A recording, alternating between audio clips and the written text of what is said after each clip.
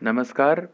इस वीडियो में हम सभी रुचिरा भाग प्रथम के त्रयोदश पाठ का अवलोकन करेंगे, जिसका शीर्षक है विमानयानम रचयाम, जिसका अर्थ है आओ विमानयान हम लोग बनाएं। आओ हम सभी मिलकर के विमानयान बनाएं, अर्थात हवाई जहाज बनाएं। तो ये है इसका शीर्षक। यहाँ पर बच्चे ऐसी बातें सोच रहे हैं। आइए हम लोग पढ़ते हैं इसको।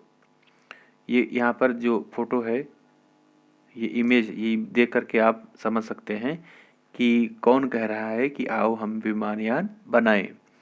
तो सबसे पहले बच्चों हम लोग इसको पढ़ना सीखते हैं।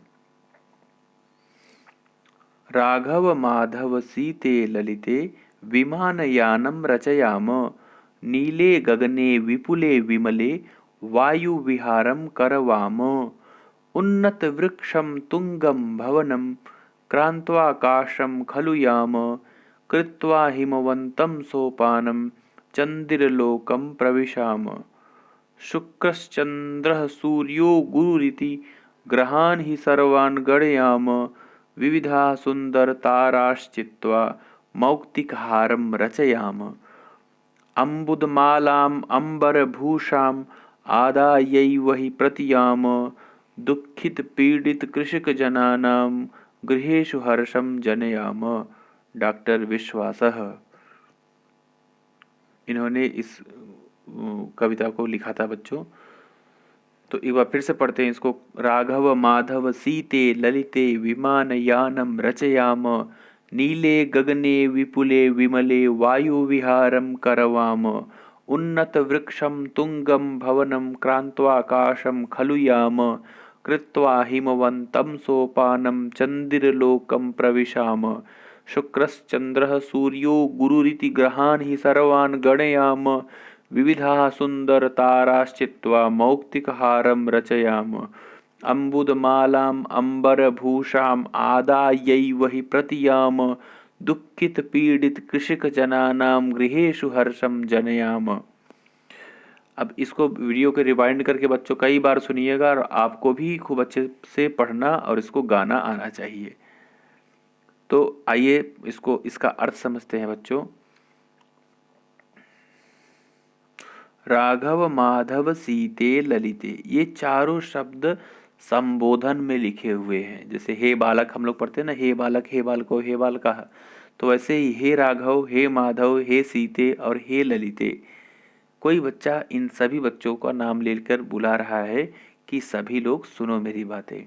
राघव माधव सीते ललिते विमानयानम रचयाम, जल्दी से आओ हम सभी मिलकर के विमानयान की रचना करें, अर्थात विमानयान बनाएं। और उसके बाद क्या करेंगे? नीले गगने, सप्तमी विभक्ति एक वचन है बच्चों। तो नीले गगने विपुले विमले, गगने अर्थात होता है आकाश में। गगने का अर्थ होगा आकाश में। कैसे आकाश में? विपुले गगने मतलब बहुत ही बड़े आकाश में। विमले गगने अर्थात बहुत ही साफ आकाश में। और नीले गगने अर्थात नीले आकाश में। बड़े साफ और नीले गगन में वायु विहारम करवाम, हम लोग वायु विहार करें। जैसे जल विहार होता है बच्चों, स्थल विहार होता है, वैसे वायु विहार अर्थात हवा में जा करके हम लोग घूमेंगे, टहलेंगे। तो पूरा अर्थ क्या हो जाएगा कि हे राघव माधव सीते ललिते, आओ हम लोग मिलकर के विमानयान बनाएं और नीले बड़े स्वच्छ आकाश में हम लोग घूमें। अब दूसरा इसका जो पद है बच्चों, देखते हैं उसको। उन्नत वृक्षम, उन्नत का अर्थ होता है ऊंचा, और वृक्षम का अर्थ होता है पेड़, मतलब ऊंचे ऊंचे पेड़। तुंगम भवनम, तुंगम का भी अर्थ होता है ऊंचा, भवन का मतलब होता है घर।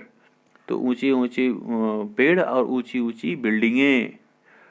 क्रांत्वाकाशम, इसमें दो शब्द है बच्चों, एक है क्रांत्वा और दूसरा शब्द है आकाशम। यहाँ पे संधि हुई है तो आकाशम, तो क्रांत्वा आकाशम, इसको संधि करेंगे तो बन जाएगा क्रांत्वाकाशम। अर्थात क्रांत्वा का मतलब होता है पार करके, क्रांत्वा का मीनिंग है पार करके, आकाशम मतलब आकाश को, खलु याम हम लोग चले जाएं, तो ऊंचे ऊंचे वृक्ष और ऊंची ऊंची बिल्डिंगों को हम पार करके आकाश में चले जाएं।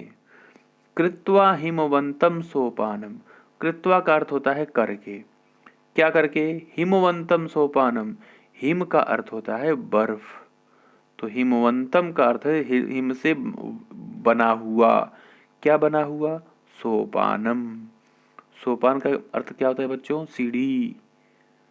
तो ये बच्चे सोच रहे हैं कि वहां पर आकाश में जाकर के बर्फ की हम सीढ़ी सीढ़ी बनाएंगे। चंद्रलोकम प्रविशाम, और हम सब चंद्रलोक में प्रवेश करेंगे, अर्थात हम चांद पर चले जाएंगे वहां पर बर्फ की सीढ़ी बना करके। तीसरा है शुक्रश्चंद्र सूर्यो गुरुरीति। अब वहां पर जब वो आकाश में खड़े हैं, ऊंचाई पर खड़े हैं बहुत, तो वहां से उनको ग्रह स्पष्ट रूप से दिखाई दे रहे हैं। तो कह रहे हैं शुक्र चंद्र सूर्य गुरु इति, अर्थात यहाँ से देखो वो शुक्र ग्रह है, चंद्र ग्रह है, ये सूर्य है और यह गुरु ग्रह है। तो इति ये सब, ग्रहान ही सर्वान, सर्वान का अर्थ होता है सभी, ग्रहान का अर्थ होगा बच्चों ग्रहों को, द्वितीय विभक्ति एक वचन है दोनों में। गणयाम अर्थात हम लोग गिने, मतलब वहां पर से जा करके हम लोग साफ साफ ग्रहों को गिने। विविधा सुंदर ताराश्चित्वा, विभिन्न प्रकार के सुंदर सुंदर तारों को चुन करके, विभिन्न प्रकार के सुंदर तारों को वहां हम लोग चुन के क्या करेंगे, मौक्तिक हारम रचयाम, अर्थात मौक्तिक हार, मोतियों का हार हम वहां पर बनाएं, ऐसा बच्चे सोच रहे हैं। अग्रिम क्या है बच्चों, अंबुद मालाम अंबर भूषाम, अंबर का अर्थ होता है आकाश, अंबर भूषा का अर्थ होता है आकाश को सुशोभित करने वाले, अर्थात आकाश के आभूषण। क्या है आकाश के आभूषण, अंबुद मालाम, अंबुद का, अंबु का अर्थ होता है बच्चों जल, अंबु का अर्थ होता है जल, अंबुद का अर्थ होता है अंबु को देने वाला, अर्थात जल को देने वाला। अंबुद मालाम अर्थात बादलों की माला को, बादलों की माला जो क्या है, अंबर की भूषा है, अर्थात अंबर का आभूषण है। आदायैव, दो शब्द हैं इसमें, आदाय, आदाय का मतलब होता है बच्चों लेकर आना, एव, इसमें जब संधि करेंगे बच्चों तो ये बनेगा आदायैव, वृद्धि संधि कहते हैं इसको, अर्थात लेकर के ही, प्रतियाम हम लौटें, अर्थात आकाश की शोभा, बादलों की माला को हम लेकर के ही लौटें। तो फिर उसको लेके ले आके क्या करेंगे, दुखित पीड़ित कृषक जनाना, जो दुखित पीड़ित कृषक लोग हैं, गृहेषु हर्षम जनयाम, उनके गृहेषु अर्थात उनके घरों में, हर्षम अर्थात खुशी, जनयाम हम पैदा करें, अर्थात इनके उनके घरों में हम खुशी पैदा करें। डॉक्टर विश्वासा है, इन्होंने ये कविता को लिखा था। इसको बार बार रिवाइंड करके आप वीडियो देखिएगा और इसको आप याद करिएगा और इसको गाइएगा बच्चों। YouTube पर भी इसके सारे बहुत सारे वीडियो हैं, वहाँ पर भी आप देख सकते हैं। अगली वीडियो में हम लोग इसका अभ्यास करेंगे, तब तक के लिए धन्यवाद।